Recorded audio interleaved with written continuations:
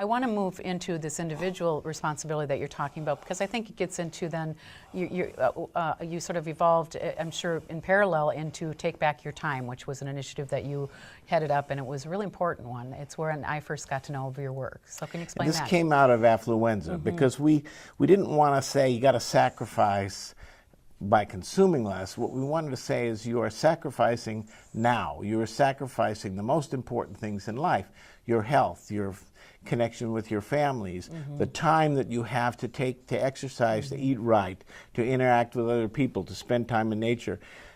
You're working more than ever, which we were. We were working longer hours today than in the 1960s, for example. Two-parent families, huge expansion of work with both parents working, and I'm obviously not, I don't mean that one person should work, but both persons shouldn't have to work 40 hours, especially with kids. That's problematic. So we were saying that the price we pay for affluenza is time poverty. That's the central time. It's overwork. And that the other thing is that the United States is alone among all the rich countries in the world in having no real protections on people's time.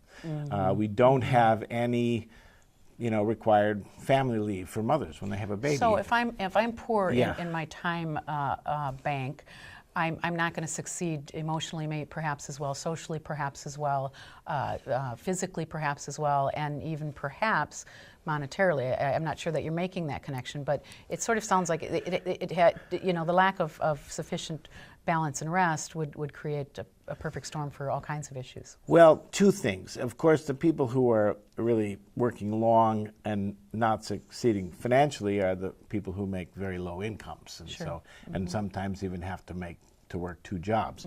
So that's the impact of growing inequality in America, which has just mushroomed in comparison to other countries.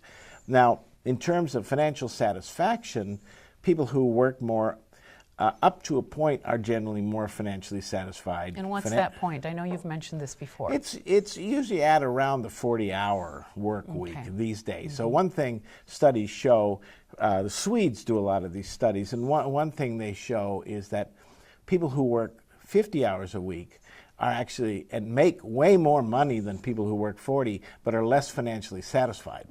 And part of that is because their motivation is more about the money. It's extrinsic rather than intrinsic. It's less about who I am inside and, am I getting balance in my relationships, in my home life, and so forth. Now, if we look at the benefits to, say, working 30 hours, we can see that except for financial satisfaction, the 30-hour folks have, they feel more time satisfaction, they exercise more, they connect with friends and family more, they have far less impact on the environment, say, than 40 and 50-hour. So they're happier. Yeah, generally, unless they are unemployed, or if the reason for it is that they can't find work that they need, or they hate their work or stuff. So happiness is complicated.